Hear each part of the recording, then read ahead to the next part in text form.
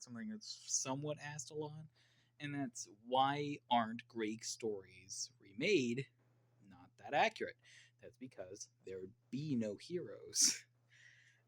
Heroes in Greek mythology had the ideals that everyday Greek soldiers would have, which aren't great. These were the days where you could get your fucking hands chopped off if you stole something like a lid. However, let's go to a very good example. So Hades, right? Hades is a really good example because yeah, he doesn't really do too much. The bad things that he does is based on which story you read. However, the thing that's extremely consistent, he fucks his niece. Yeah, that's who Persephone is, actually. That's his niece. That's why. That's a really good example. He's the least bad, and he actively fucks his niece. Jesus Christ, it's dark.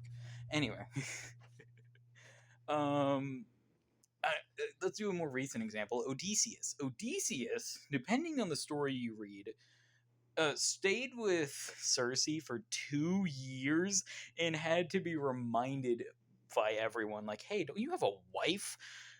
However, why I say depending on the story is because of the fact that, depending on the story, he was coerced into it.